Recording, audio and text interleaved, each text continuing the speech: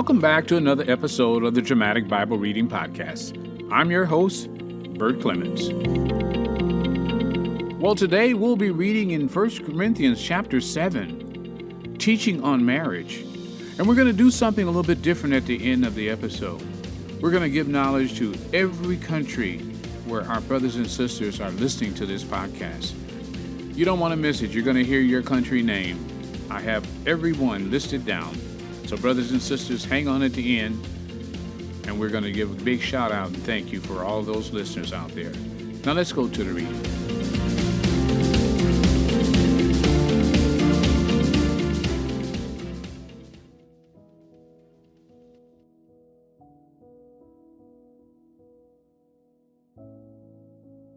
First Corinthians chapter 7.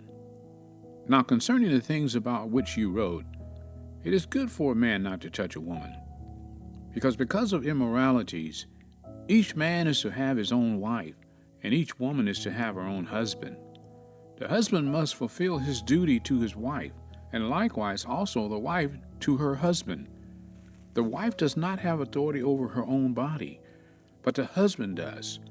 And likewise also the husband does not have authority over his own body, but the wife does. Stop depriving one another, except by agreement for a time, so that you may devote yourself to prayer, and come together again, so that Satan will not tempt you because of your lack of self-control. But this I say by way of concession, not of command. Yet I wish that all men were even as I myself am. However, each man has his own gift from God, one in this manner and another in that. But I say to the unmarried and to widows that it is good for them if they remain even as I. But if they do not have self-control, let them marry, for it is better to marry than to burn with passion. But to the married I give instructions, not I, but the Lord, that the wife should not leave her husband. But if she does leave, she must remain unmarried, or else be reconciled to her husband, and that the husband should not divorce his wife. But the rest I say, not the Lord, that if any brother has a wife who is an unbeliever, and she consents to live with him, he must not divorce her. And a woman who has an unbelieving husband, and he consents to live with her, she must not send her husband away. For the unbelieving husband is sanctified through his wife, and the unbelieving wife is sanctified through her believing husband. For otherwise your children are unclean, but now they are holy. Yet if the unbelieving one leaves, let him leave. The brother or sister is not under bondage in such cases, but God has called us to peace. For how do you know, O wife, whether you will save your husband? Or how do you know, O husband, whether you will save your wife? Only as the Lord has assigned to each one, as God has called each, in this manner let him walk. And so I direct in all the churches. Was any man called when he was already circumcised? He is not to become uncircumcised. Has anyone been called in uncircumcision? He is not to be circumcised. Circumcision is nothing, and uncircumcision is nothing. But what matters is the keeping of the commandments of God. Each man must remain in that condition in which he was called. Were you called while a slave? Do not worry about it. But if you're able also to become free, rather do that. For he who was called in the Lord while a slave is the Lord's free man. Likewise, he who was called while free is Christ's slave. You were bought with a price. Do not become slaves of men. Brethren, each one is to remain with God in that condition in which he was called. Now concerning virgins, I have no command of the Lord, but I give an opinion as one who by the mercy of the Lord is trustworthy. I think then that this is good in view of the present distress, that it is good for a man to remain as he is. Are you bound to a wife? Do not seek to be released. Are you released from a wife? Do not seek a wife.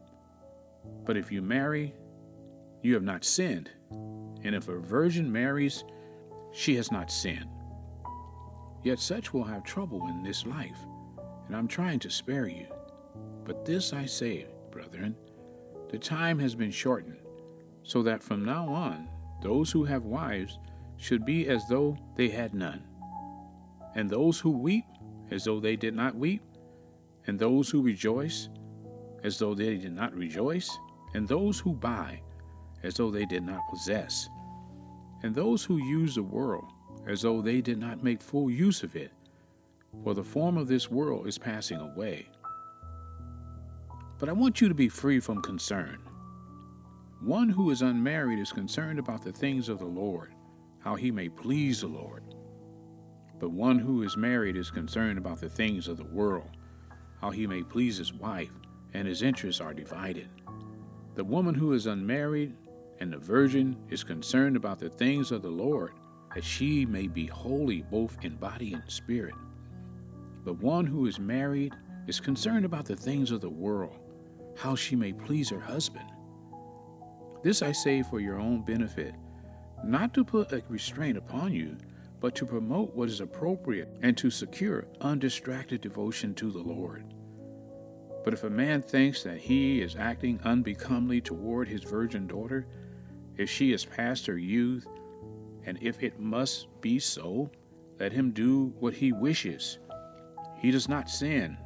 Let her marry.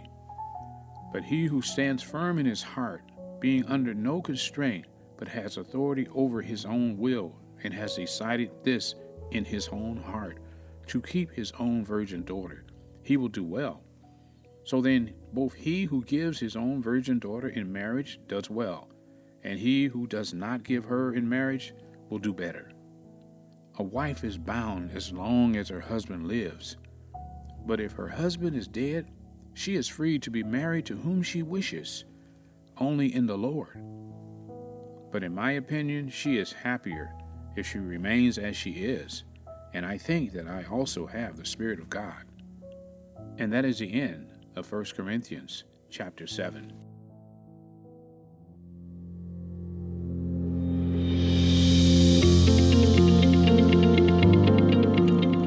Well, that concludes another episode of the Dramatic Bible Reading Podcast.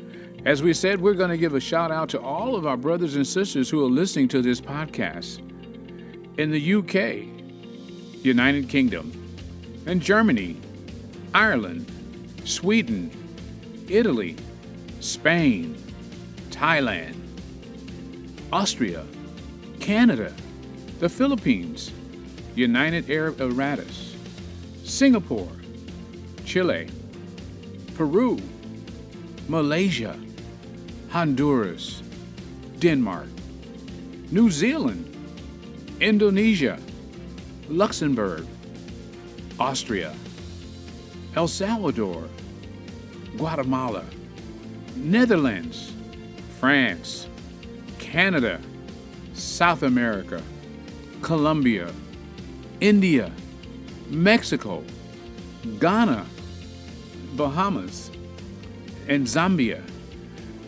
Just want to thank you all for listening, brothers and sisters, because you've been sharing it with other people. It's been growing. Your faith has been growing because you've been listening. And because faith comes by hearing, and hearing by the word of the Lord. Until next time, I'm your host, Bert Clemens.